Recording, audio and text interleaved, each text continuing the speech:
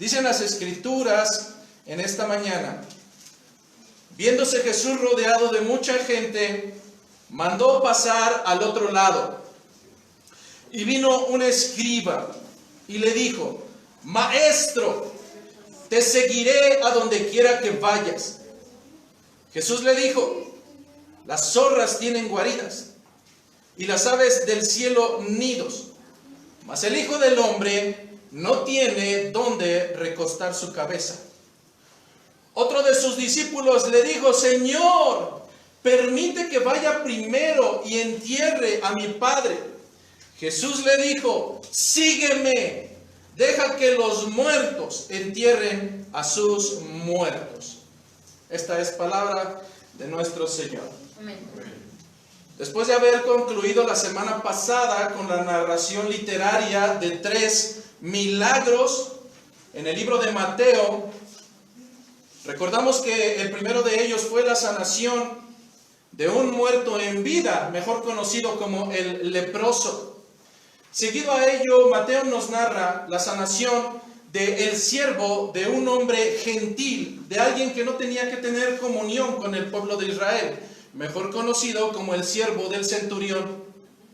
Y nos narra un tercer milagro, el cual abarcábamos la semana pasada, el cual se enfocó en la sanación de una mujer que, bajo el pensamiento israelita de aquel entonces, no merecía bendición por parte de los hombres. Pero sin embargo, Jesús sanó a esta mujer, mejor conocida como la suegra de Pedro. Hasta este momento contamos con evidencia suficiente para poder respaldar la divinidad, el carácter divino de Jesucristo.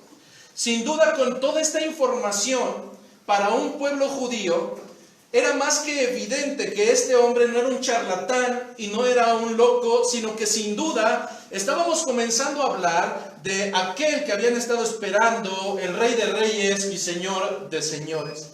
Es necesario recordar de continuo que bajo las Escrituras debemos de comprender que este evangelio en específico no fue escrito para nosotros. Bajo una comprensión escritural y contextual, el evangelio de Mateo fue escrito para un pueblo judío que tenía conocimiento previo acerca de las Escrituras y que por lo tanto, como pueblo escogido de Dios, esperaban una promesa concreta. ¿Qué era lo que esperaban los judíos? Los judíos esperaban una promesa sumamente concreta a la luz de las profecías. Cientos de años antes, a través de diferentes profetas, ellos habían recibido el mensaje de que tarde o temprano vendría por medio de la palabra de Dios la promesa de un rey, el esperado y ansiado, prometido rey de Israel. Un rey cuya misión sería la de libertar a su pueblo. Sin embargo, en este momento quisiera hacer un paréntesis para hablar acerca de un concepto que una y otra vez surgirá en este lugar. Y hablamos de un concepto que como seres humanos vivimos día con día y le conocemos como expectativas. La gran mayoría de nosotros vive conforme a expectativas. El pueblo de Israel tenía expectativas. ¿Qué es una expectativa? Una expectativa es una esperanza o una alta probabilidad de conseguir algo. Prácticamente no hay margen de error. Es una esperanza o probabilidad alta de conseguir algo. Un algo que para la persona que tiene la expectativa es muy claro y hasta cierto punto es sumamente tangible aun cuando no lo veas.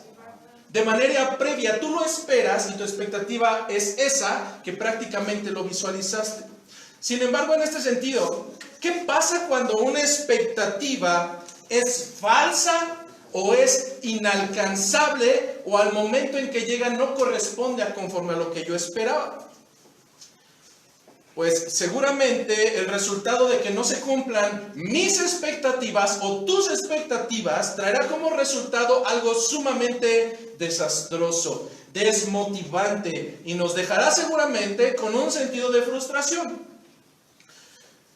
Desde el principio hubiera sido sencillo para evitar este concepto de la frustración derivado de una falsa expectativa o no cumplimiento de mis expectativas. Para poder evitar ese sentimiento hubiera sido sencillo que alguien con mayor conocimiento, con mayor experiencia me hubiera dado información que enriqueciera mi expectativa y tal vez con eso moldearla y no llegar a ese aspecto de desmotivación.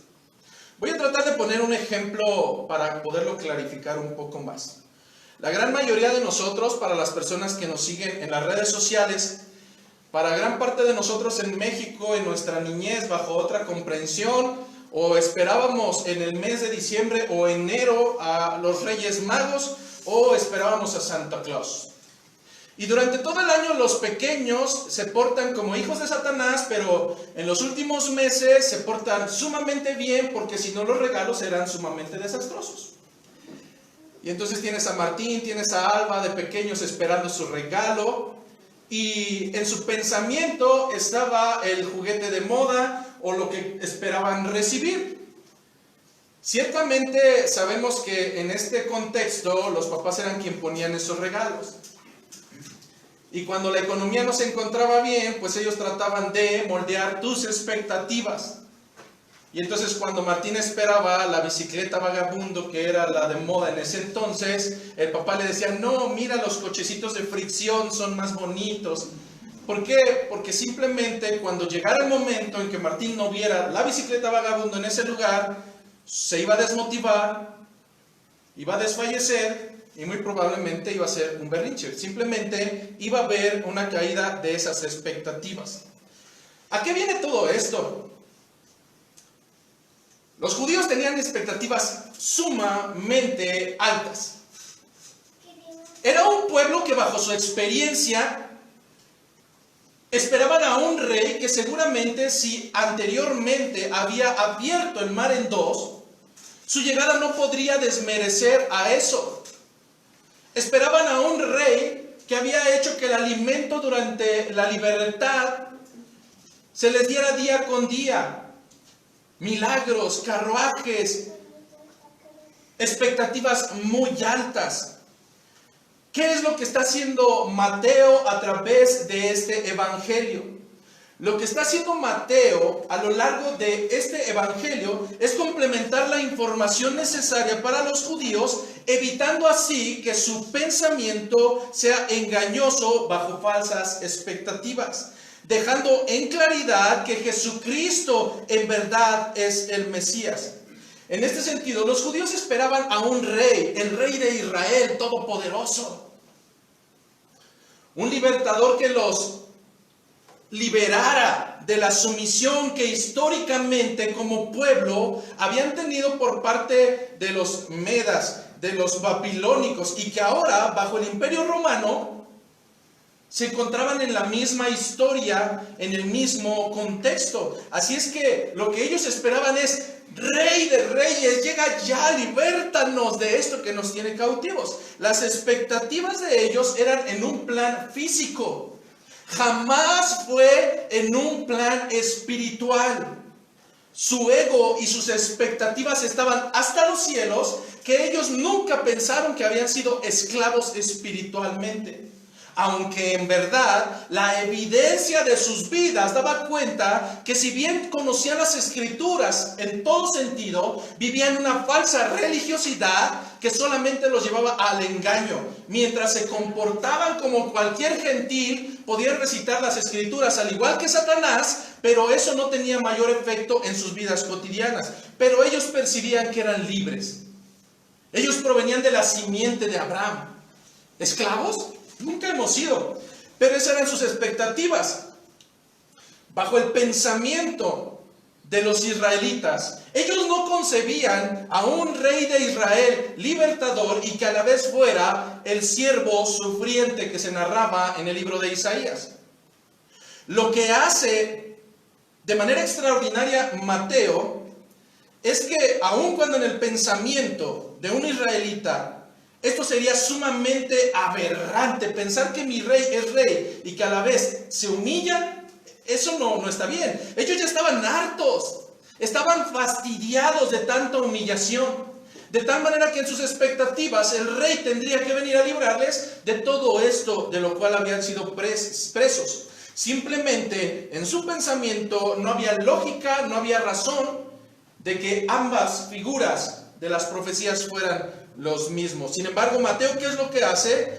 No es casualidad que al culminar estos 3 milagros que narramos durante las últimas semanas y que nos muestran evidencia de la naturaleza de Jesucristo en su divinidad, remate Mateo cerrando con la mención de la cita bíblica de la profecía de Isaías al culminar el tercer milagro. Si nosotros recordamos cómo culmina después de narrar las sanaciones, de narrar las expulsiones de demonios, donde ya todos decían, sí, es el rey, absolutamente él viene a hacer cosas maravillosas, milagros, sanaciones, expulsión de demonios. Pero Mateo culmina con un dato que tal vez los dejó en shock. Mateo cita a Isaías 53 diciendo en Mateo 8:16, vamos a Mateo 8:16. Para recordar cómo culminó la semana pasada después de tantos milagros. Mateo 8, 16 y 17. Y cuando llegó la noche, trajeron a él muchos endemoniados y con la palabra echó fuera a los demonios y sanó a todos los enfermos. Y esta es la parte importante. Después de todas las sanaciones, milagros y expulsiones, para que se cumpliese lo dicho por el profeta Isaías, cuando dijo, él mismo tomó nuestras enfermedades y llevó nuestras dolencias. ¿Qué es lo que está haciendo Mateo? Mateo está aportando más información para que esas expectativas vayan en un camino correcto. A través de la profecía de Isaías 53, Mateo está dejando claridad de que este rey libertador es el mismo que se narra en las profecías, el varón de dolores, el que es experimentado en quebranto a causa de nuestras transgresiones, no a causa de nuestras enfermedades, que generalmente es lo que proclaman algunos lineamientos que se autodenominan cristianos, pero no lo son. No es eso. Si Jesús muere en esa cruz como siervo sufriente, experimentado en quebranto, fue a causa de tus transgresiones, de mis faltas. ¿Puedes imaginar el shock de los judíos? Esperaban a un rey todopoderoso y les dicen, este mismo rey es el mismo que será quebrantado por tu vana manera de vivir. Lo que estaba dejando claridad Mateo, no solamente era que ambos personajes eran exactamente el mismo, sino que añade información de más que de verdad terminó de noquear a los judíos. Además de que este rey es el mismo que el varón de dolores, el seguirle implicará un costo. Un costo que no todos estarán dispuestos a pagar. Y en esta cita nos incluimos tú y me incluyo yo. Todos queremos ser discípulos, todos hablamos de Jesucristo, pero seguir al rey, seguir al varón de dolores, exige un precio el cual no todos están dispuestos a pagar. Tal parecería contradictorio. Pastor, semanas anteriores me está diciendo que Jesucristo se estaba distinguiendo por la inclusión de aquello que para los judíos era lo más asqueroso, lo más aberrante. Los enfermos de lepra, los gentiles, las mujeres, los marginados. Me habló durante las semanas pasadas de un hombre inclusivo y ahora me está narrando una escena donde tal pareciera que la intención de Jesucristo es hacer desistir a los que querían seguirle. Ese es lo contradictorio. No es contradictorio. Igual que Mateo, mi objetivo en esta mañana será informarte a través de las Escrituras y no de mi percepción que seguir al Jesucristo bíblico implica un costo que no todos están dispuestos a pagar. En este sentido, quisiera regresar nuevamente a la cita bíblica porque voy a aportar más información. Pero la información que voy a aportar no es mía. Es de un texto que va narrando la misma situación, pero que nos brinda un poco más de información. Nosotros le conocemos como texto paralelo. El texto paralelo que nos narra y que aportará esta información se encuentra en Lucas capítulo 9, versículos 57 al 62. Yo te sugeriría que solo lo anotes, no lo vamos a leer, pero saqué 3 datos más de Lucas 9, 57 al 62.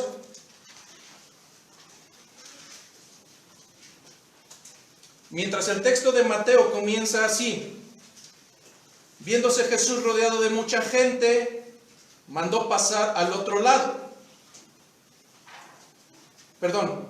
Y vino un escriba y le dijo: Maestro, te seguiré a donde quiera que vayas. Jesús le dijo: las zorras tienen guaridas y las aves del cielo nidos, mas el Hijo del Hombre no tiene donde recostar su cabeza. El primer dato que nos aporta Lucas 9:59 es que Jesús fue quien le dijo a otro. Jesús fue quien le dijo al segundo: sígueme. Después continúa Mateo, otro de sus discípulos entonces le dijo: Señor, permíteme que vaya primero y entierre a mi padre. Jesús le dijo: sígueme, deja que los muertos entierren a sus muertos. Y al finalizar Lucas 9:60 nos aporta otro dato. No solamente le dijo: deja que los muertos entierren a los muertos. Lucas nos aporta que al final le dijo: y tú ve y anuncia el reino de Dios. Y vas a ser más provechoso, más adelante lo veremos. Finalmente, Lucas también nos aporta a un tercer acomedido que quería de ser discípulo. Y créeme que esto lo entiendo, ¿no? No sabes a cuánto a diario hay gente que dice: no, es que yo quiero pertenecer a Caminando por Fe Querétaro, sabes que nunca llegan. Es que yo quiero caminar en amor y sujeción a Cristo, sabes que no pasa un momento cuando ya su vida pecaminosa los delata. Lucas nos aporta el tercer caso y lo vas a encontrar en Lucas 9, 61 y 62. No lo tiene Mateo, pero dice: entonces también dijo otro: te seguiré, Señor, pero déjame que me despidan primero de los que están en mi casa. Y Jesús le dijo: ninguno que poniendo su mano en el arado mira hacia atrás es apto para el reino de Dios. Lo primero que nos narran las Escrituras es que Jesús estaba rodeado de mucha gente. Y por eso mandó pasar al otro lado. ¿Al otro lado de qué? Usualmente de un río, de un lago. Para poder dejar la muchedumbre a un lado. Jesús estaba a punto de embarcarse debido a tanta multitud. Jesucristo como hombre necesitaba comer, necesitaba descansar, necesitaba orar. Así es que de vez en vez el Señor se apartaba de la muchedumbre y solamente llevaba a los suyos. Y en ocasiones pensaremos: ay, qué Señor falto de amor, ¿por qué no se los llevaba a todos? En las Escrituras veremos que Jesucristo tendrá momentos en los cuales, aún teniendo multitudes, solamente apartaba a los 12. Habrá otros momentos más íntimos donde a Él le plazca solamente tomar a un pequeño grupo más. Pero habrá momentos en que la situación será tan íntima que solamente escogía a 3. Y eso no le dejaba ser falto de amor. No, en esta situación el Señor pretende apartarse porque la fama de Jesucristo ya estaba desbordando por todos lados. Las multitudes le seguían. Ahora, es importante cuestionarnos en esta mañana, hablando de cómo ser discípulos de Jesucristo. ¿Cuáles eran esos motivos? ¿Qué era lo que movía a la gente para que le siguiera? Porque muy probablemente el hecho de que haya demasiada gente en un lugar no quiere decir que las intenciones de que esté ahí sean las correctas. Es decir, en esta mañana probablemente las intenciones de algunos de ustedes sean el temor de decir: no, es que si no me congrego seguramente me voy al infierno. No. A lo mejor otros las intenciones dirán: es que es un mandato del Señor en obediencia y en amor, y además porque me gozo. Algunos otros dirán: es el día del Señor. Es decir, las motivaciones variadas aun cuando somos un solo grupo. Imagínate en aquel entonces con Jesucristo, era demasiada gente tal que tenía que apartarse al otro lado del río. Pero quisiera que comprendiéramos cuáles pudieran ser algunas de estas motivaciones. La primera de ellas es que seguramente Jesús predicaba, exhortaba movía al arrepentimiento. Bajo un pensamiento lógico, esta sería la funcionalidad de Jesucristo. Pero tampoco no podemos dejar de lado que Jesucristo también sanaba, que Jesucristo libertaba de demonios y que además, por si fuera poco, le llenaba el estómago. Era capaz de alimentar gente. Así es que, ¿cuáles pudieron haber sido las motivaciones de una persona de aquel entonces para ser discípulo de Jesucristo? Por un lado, podemos tener que, de verdad, con toda sinceridad, habrá gente que se acerca para ser discípulo de Jesucristo por simple conveniencia. Hace poco el hermano Juan Manuel Vaz ponía un video de una pseudo pastora donde decía, es que usted tiene que diezmar y, por ejemplo, yo diezmo simplemente por conveniencia. ¡Bum! Las intenciones vanas del corazón. Si esa es tu motivación por conveniencia, déjame decirte que estás en el lugar erróneo. Entonces, en ese mismo instante, por conveniencia, algunos eran discípulos o simplemente por la emoción. Hay mucha gente, vamos, vamos, vamos. No sé ni qué es, pero vamos, un tal Jesucristo. Y ya estando ahí, pues ya me acomodaba ahí. Pero seguramente también había otro pequeño segmento de la población que seguía a Jesucristo por las intenciones correctas, por su autoridad, porque en verdad habían creído que Él era el Mesías. El primer ejemplo de un tipo de discípulo o de intención de discípulo, de propuesta de discípulo que nos narran las Escrituras en esta mañana, es de un discípulo al cual conocemos como el maestro de la ley. Dicen las Escrituras que el primer ejemplo, vino un escriba y le dijo, maestro, te seguiré a donde quiera que vayas. ¿Quién era un escriba? ¿Quién era este hombre? Los escribas, bajo la tradición hebrea, eran aquellos que copiaban a mano las escrituras y las transcribían. Escriba. Era tan especializado su trabajo que llegaron a ser profesionistas, administradores de la ley. La sabían al derecho y al revés. La habían transcrito cientos de veces. Y con un cuidado tan pulcro que no era permitido un error. Este grupo de escribas son el mismo grupo que se conformó como los expertos de la ley, pero que también las Escrituras nos narran que eran el grupo más hostil ante la presencia de Jesucristo y los suyos. Es lo que nos van a narrar las Escrituras. Aun cuando ellos eran considerados los maestros de la ley, este en especial reconoce que hay un maestro superior a su propio conocimiento y lo ve en Jesucristo. Así es que podemos ver que este hombre estaba totalmente dispuesto y a él le parecía que era bueno seguir a Jesucristo. Había milagros, había multitudes, había mucho entusiasmo. Sin embargo, la respuesta de Jesucristo es hermosa. Jesucristo lo invita a analizar los costos implícitos de seguir al Maestro. Jesús le dijo, las zorras tienen guaridas, las aves del cielo nidos, mas el Hijo del Hombre, hablando de Él mismo, no tiene dónde recostar su cabeza. Este hombre quería ser discípulo, por supuesto, al igual que muchos de ustedes. Pero este hombre no había comprendido las implicaciones y el costo de poder seguir al Maestro. ¿Qué tipo de implicaciones? ¿Qué tipo de costos? Sufrimiento, sacrificio, actitud de servicio a los demás, pero sobre todo, si no aprendes a negarte a ti mismo, no eres un candidato óptimo para ser discípulo del Señor. Jesús enfatiza, aún los animales, la creación de Dios, aquello que no tiene un valor para nosotros como seres humanos, aún tienen mayor privilegios que el mismo Maestro y que por consiguiente de los suyos. ¿Te das cuenta? Yo no sé cuántas veces te plantearon un evangelio falso, un evangelio mentiroso, un evangelio que te prometía tantas ventajas. Lo que está diciendo Jesucristo en ese momento para alguien que pretendía seguirle es que incluso la creación, que es menor que el hombre, tendrá más ventajas que el mismo Maestro y que por consiguiente de sus discípulos. La misma historia a lo largo de las siguientes semanas nos dará razón de lo que Jesucristo estaba hablando.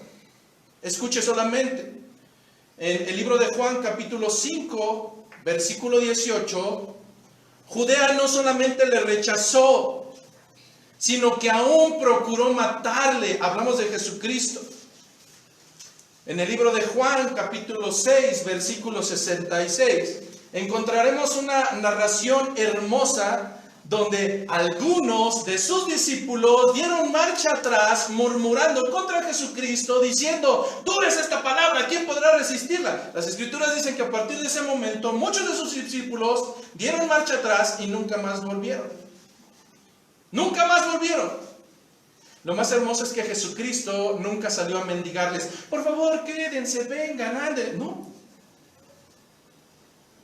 El Señor sabía que dentro de sus discípulos, o los que pretendían ser sus discípulos, habría ciertamente un porcentaje de aquellos que no lo serían. Mateo 8:34 más adelante nos narrará: toda la ciudad de Gadara, hablando de los gadarenos, saldría a su encuentro. ¿Para qué? ¿Para abrazarle? No, para rogarle: Jesucristo, vete de aquí, no entres en esta ciudad. También más adelante, en Mateo 27:23, los hombres pedirían su muerte a gritos, diciendo: crucifícale, crucifícale. Así es que era preciso y era necesario que a este primer intento de discípulo le quedara claro que es necesario evaluar el costo preciso antes de comenzar la edificación de la torre. Durante el tiempo de la Guerra Civil de Norteamérica, el ser soldado era algo extraordinario. La gente los respetaba, la gente se rendía a ellos. Cuando regresaban de la guerra, los que alcanzaban a regresar, eran condecorados y vivían como héroes. Esto era sumamente atractivo. Había gente que no lo pensaba, veía la parte buena de ser soldado en la Guerra Civil de Norteamérica, veía la condecoración, veía la vida después de la guerra en beneficios económicos y se embaucaba e iba y peleaba la guerra. Lamentablemente no habían vivido los traumas de estar ahí. Muchos de ellos no regresaban, muchos de ellos regresaban mutilados, sin piernas, sin brazos, muchos de ellos regresaban solamente para vivir como vegetales o como enfermos mentales en una cama. Había costos que ellos no habían analizado antes de tomar una decisión. Seguir al Maestro, tengo que decirte en esta mañana que no es un viaje por medio de un parque de diversiones y que netamente, a la luz de las Escrituras, tenemos que entender en esta mañana que seguir a Jesucristo implica un costo que no todos estarán dispuestos a pagar. Aunque Jesucristo es el único que sufre vicariamente, es decir, en sustitución de cada uno de nosotros, sus discípulos también deben de sufrir, y esto por la misma razón que se identifican a sí mismos con Él y su causa. Vamos al libro de Juan, capítulo 15. Juan, capítulo 15, versículos 18 al 21.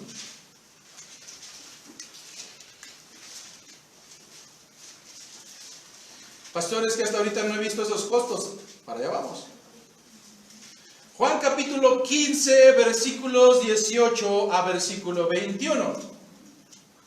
Si el mundo os aborrece, dice Jesucristo, sabed que a mí me ha aborrecido antes que a vosotros.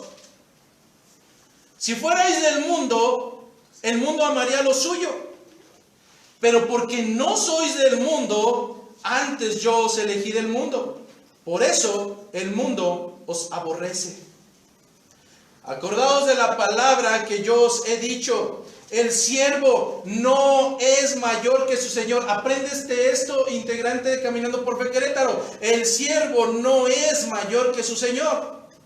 Si a mí me han perseguido, también a vosotros os perseguirán. Si han guardado mi palabra, también guardarán la vuestra. 21. Mas todo esto os harán por causa de mi nombre, porque no conocen al que me ha enviado. Sé que muchos de ustedes pensarán en este momento, o algunos de ustedes, ay, es que yo siendo cristiano no me ha pasado nada. Seguramente eres de la secreta. Te puedo asegurar que si no ha habido las consecuencias de seguir al maestro en tu vida, es porque eres un hipócrita que ha sabido guardar bien el evangelio y no ha mostrado que eres uno de los suyos. Muy seguramente la gente de tu trabajo no sabe que eres creyente. Muy seguramente la gente de tu escuela no sabe que eres creyente. Muy seguramente tus conocidos y tus familiares no saben que eres creyente porque te comportas como uno de ellos. Las escrituras me dicen que vendrán las consecuencias a causa del nombre de Él. Hay otro segmento de la población que espera el día escatológico en que venga la tribulación. No, la tribulación no comenzó desde que se los comían en el circo romano. Si eso no fue tribulación, entonces dime qué fue. Si eso no fue sufrimiento a causa del evangelio, entonces dime qué fue. Pero en nuestras vidas, cada que llegan las marcas de las consecuencias del evangelio, debemos de comprender que es el costo requerido de seguir al maestro y que irremediablemente, bajo advertencia, él no lo da, al igual que a este hombre. Evalúa los costos. Lo que sí te puedo decir en esta mañana, que hombres y mujeres tibios los hay por donde quiera y nunca sabrán la consecuencia de seguir al maestro, jamás. Simplemente porque nunca fueron discípulos. Fueron simpatizantes, pero no pasó de eso. Mateo 10, 24 al 25. Mateo 10, 24 al 25. Nos vuelven a repetir las escrituras. El discípulo no es más que su maestro. El discípulo no es más que su maestro, ni el siervo más que su señor. Bástale al discípulo ser como su maestro y al siervo como su señor. Si al padre de familia llamaron Belcebú, cuanto más a los de su casa. Así es que, ¿cuáles son los costos? En esa misma cita del capítulo 10, en el versículo 17 nos dice que los costos serán que nos entregarán a los concilios y nos entregarán en sus sinagogas y ahí nos azotarán. Seguir al maestro implicará tal vez repercusiones físicas. El 18 nos dice que ante gobernadores y reyes seremos llevados a causa de él. El versículo 21, el hermano entregará a la muerte al hermano. Fíjate qué curioso, ¿verdad? A veces nos sorprendemos que los hermanos en la fe nos apuñalen. No, eso es normal. El hermano entregará la muerte al hermano y el padre al hijo, y los hijos se levantarán contra los padres y los harán morir. 22, y seréis aborrecidos de todos por causa de mi nombre. Aquí el escenario, hermano, ya no me gustó, ya no quiero ser discípulo. Está bien. Lo que Jesucristo estaba haciendo con estos hombres era darles la información completa para que sus expectativas no resultaran en una desmotivación al momento que llegaran. Así es que hoy en día, si estás pasando por tribulación y angustia, ¿acaso no escrito estaba? ¿Acaso no el mismo apóstol Pablo más tarde nos diría que sería necesario pasar por muchas tribulaciones para poder entrar en el reino de los cielos? Así es que, ¿por qué nos extrañamos como si hubiese fuego extraño, no? Es normal. Las escrituras no nos muestran si este hombre desistió o si continuó con su propósito de ser discípulo de Jesucristo. Pero la enseñanza en esta mañana para cada uno debe de ser sumamente clara. Seguir a Jesucristo no es un paseo por el parque. Y si el evangelio por el cual llegaste a este lugar fue por medio de una promesa, de un argumento barato, de una mentira que nunca se va a cumplir, déjame desmentirte. Ese fue un falso evangelio que promete cosas terrenales para hombres terrenales y mujeres carnales. Yo no veo promesas de sanación, yo no veo promesas de mejora en tu economía. El mismo maestro no tenía donde recostar su cabeza. Así es que los discípulos aspiraremos a algo más. Caso, el discípulo número 2. El discípulo número 2 nos dice en Mateo 8, Lucas adjunta un poco más de información. Jesús dijo a otro, sígueme. Y Mateo dice, el discípulo ¿cómo respondió? Le dijo, Señor, permite que vaya primero y entierre a mi padre.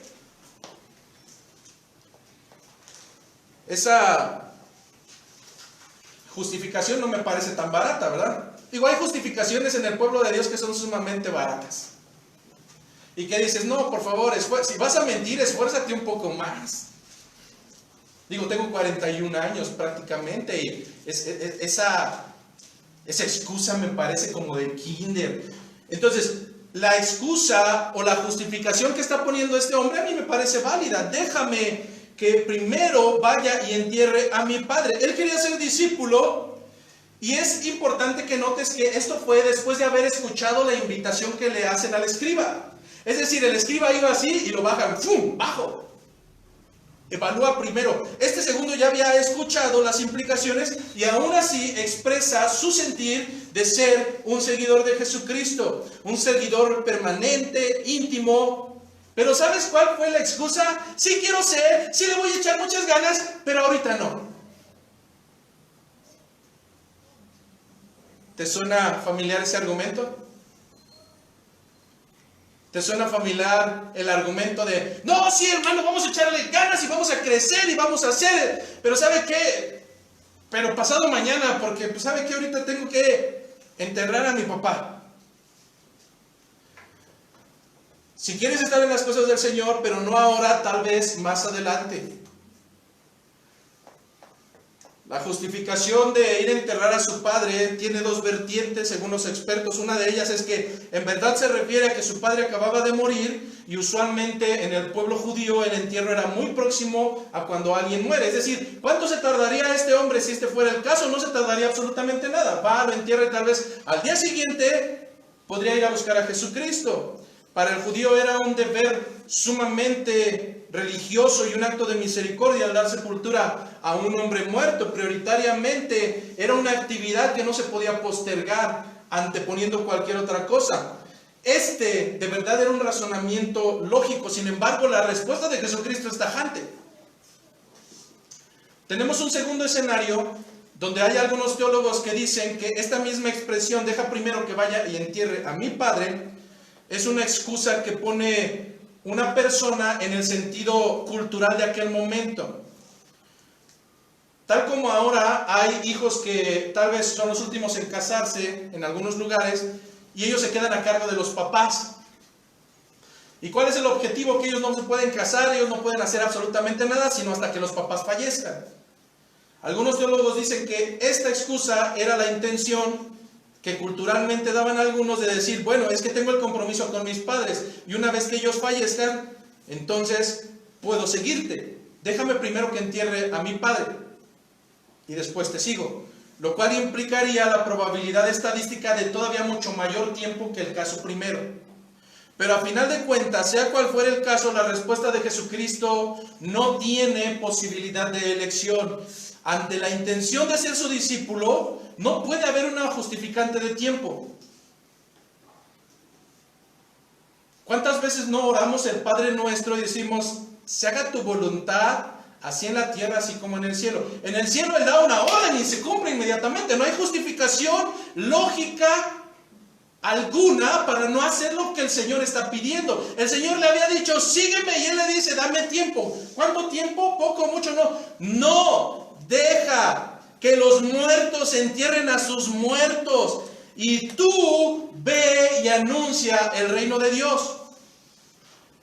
Deja que los que están muertos espiritualmente se preocupen de aquellos que les pertenecen, de los que al igual que ellos muertos y vacíos se encuentran. Tú vas a ser de mayor provecho donde realmente hagas falta. No para hablar con los muertos. A ellos ya les has hablado. Ya hiciste tu trabajo. Y han dado muestra y evidencia de que son muertos y seguirán muertos. Pero tú, ve y anuncia el Evangelio. Allá serás de mayor provecho llevando las buenas nuevas que perdiendo el tiempo con los necios. Este hombre justamente sería de mayor provecho como obrero de Jesucristo que como cuidador de cementerios. Y es necesario que en esta mañana tú también comprendas, en este día de hoy, que es necesario que dejes a los muertos, que ellos se hagan cargo de los suyos. Pero a veces somos más necios que este hombre. A veces pensamos que tenemos mayor poder que el Espíritu Santo. No es que yo le voy a cambiar y yo le voy a cambiar. ¿No te has dado cuenta, de verdad, no te has dado cuenta que está muerto y que por más que le hables, si tú hoy en esta mañana, después de salir del culto, vas al panteón y quieres resucitar a un muerto, estarías ahí el resto de tus días? Será una acción sumamente inútil. Lo mismo está sucediendo con tu necedad, al igual que este hombre, cuando a veces hay gente que tácitamente ha mostrado su necedad. No responde al Evangelio, no responde al Evangelio. Entrégalo. Deja que los muertos se hagan cargo de ellos. Tú serás más provechoso si vas y llevas las buenas nuevas, si eres obrero para el reino de Dios. Si tu justificante para no servir al Señor Jesucristo son los lazos familiares, déjame decirte que algo que inevitablemente vas a encontrar en el camino del Señor será quien sustituya a tus familiares de carne y de sangre. Personas que en el mismo sentir del Evangelio te amarán más que cualquiera de los que hayan nacido incluso contigo. Porque es una familia en el Espíritu. Y encontrarás mayor intimidad, mayor respuesta. Mateo no nos narra este tercer capítulo, pero no quiero dejarlo fuera. Es Lucas que nos muestra a un tercer intento de discípulo, una excusa similar al anterior, pero ahora narrado en Lucas 9:61. Lucas 9:61 y 62.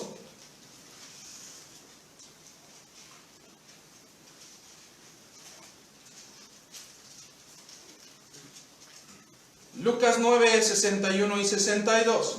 Entonces también dijo otro: te seguiré, Señor, pero déjame que me despida primero de los que están en mi casa. Y Jesús le dijo: ninguno que poniendo su mano en el arado mira atrás es apto para el reino de Dios. Si nosotros buscamos la palabra apto, se traduce como que sirve para determinada actividad, función o servicio. Es decir, que es funcional, que sirve. Lo que está demandando Jesucristo es una lealtad que vaya por encima de los lazos familiares, por encima de tus comodidades, por encima de tus sueños, por encima de tus anhelos. Es imposible ser discípulo de Jesucristo si no estás dispuesto incluso a dar tu vida misma. Y simplemente si no estás dispuesto, las Escrituras nos dicen que no eres apto. Traducción se escucha sumamente mal, pero no sirves para el reino de Dios. No sirves.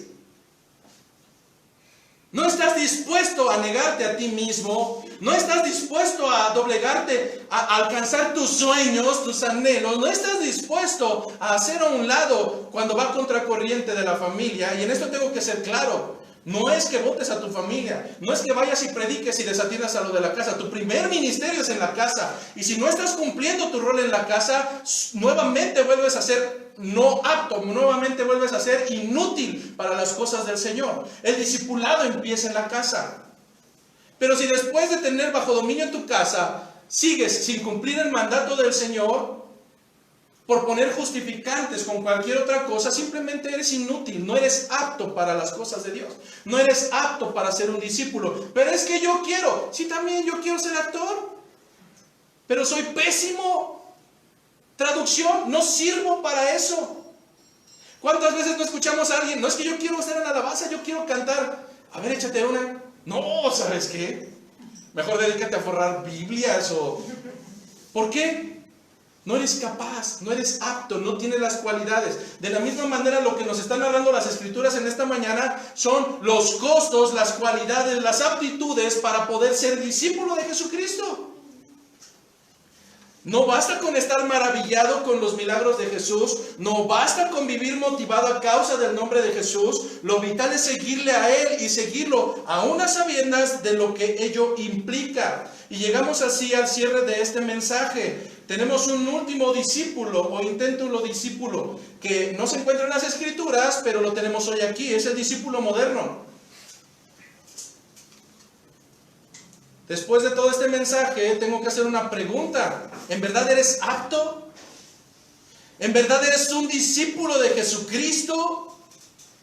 ¿En verdad llevas las cualidades y las evidencias que requiere el Señor de aquellos que le van a seguir? Mateo 16:24, no lo busque. Jesús dijo a sus discípulos: si alguno quiere venir en pos de mí, niéguese a sí mismo y tome su cruz y sígame. A los judíos les gustaba la idea del Mesías todopoderoso, lleno de milagros, fastuoso, mas no concebían la idea en sus mentes de un Mesías como hombre lleno de humillación y desprecio. Eso no les gustaba. Simplemente no querían ver a un siervo sufriente como su rey. Ya habían sufrido demasiada humillación. ¿Qué es lo que pasa con el creyente que está sentado hoy aquí? Sucede algo muy similar. Aman el aspecto salvador de Cristo. Sí, claro, Jesucristo mi Salvador, Jesucristo mi Salvador, pero no les entra la idea de que también es un Dios soberano que reclama total y no parcial obediencia a su palabra. Bueno, es que si soy cristiano de media hora, no. Igual que los judíos, los cristianos modernos son discípulos parciales, cristianos y discípulos a conveniencia, que han creado un Jesucristo barato, un Jesucristo falso, que en sus perversas y dañadas pecaminosas mentes lo han formado conforme a sus caprichos. ¿No, hermano? Si bien Jesucristo es nuestro Salvador, también Jesucristo es el Señor de señores. Y está por encima de cualquier autoridad. Y si Él demanda obediencia, obediencia a los discípulos tienen que brindar. Es que a mí nada más me gusta la parte en que me salva. Pues déjame decirte que nuestra obligación como discípulos es sujetarnos a su soberanía, a su voluntad, nos guste o no nos guste. Estoy hablando de los discípulos. Estoy hablando de las ovejas, no de las cabras. Es Cristo quien determina las características del discípulo. No son los discípulos carnales los que ponen las reglas. Los cristianos modernos no esperan a un rey soberano. Ellos esperan a un títere que tiene que acoplarse a sus necesidades. Y déjame decirte que un rey que no tiene derecho a meterse en mis asuntos, ese no es el rey bíblico. O al menos no es el que me narran las escrituras. Mi Señor es Rey de Reyes. Mi Señor es Señor de Señores. Y Él hace lo que Él le place.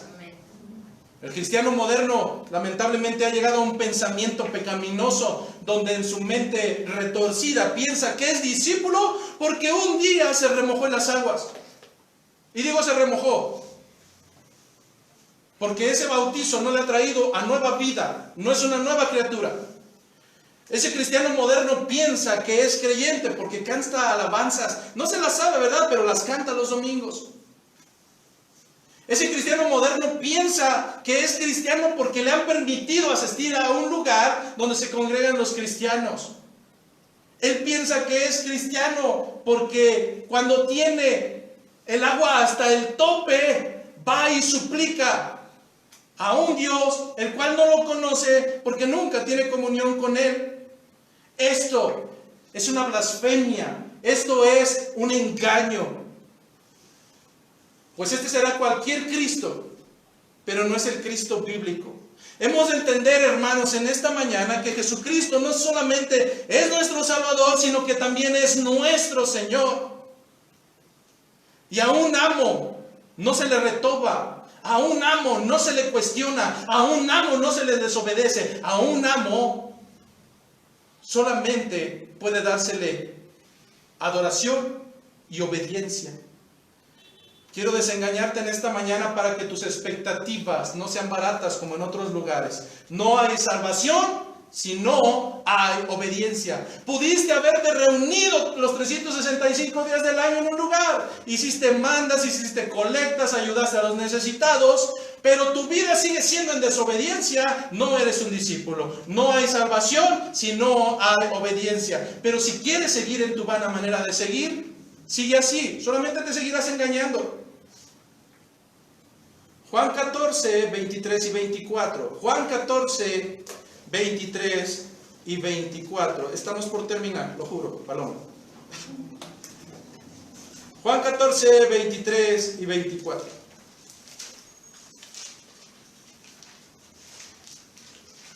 Respondió Jesús y le dijo: el que me ama. ¿Has escuchado? Te amo, Señor, te amo, Señor.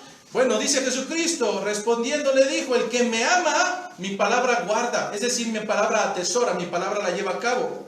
Y mi Padre le amará, y vendremos a él, y haremos morada en él, con él.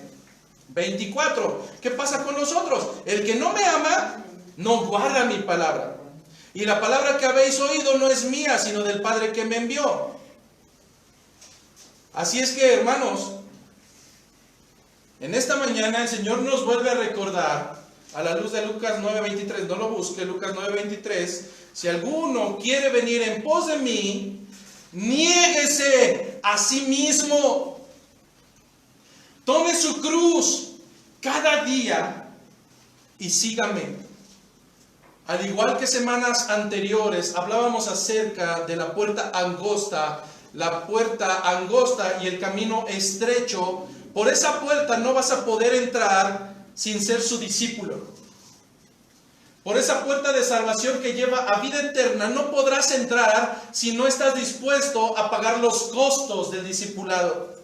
Si no estás dispuesto a dejar las cargas, tus anhelos personales fuera. ¿Es doloroso? Sí, claro que es doloroso.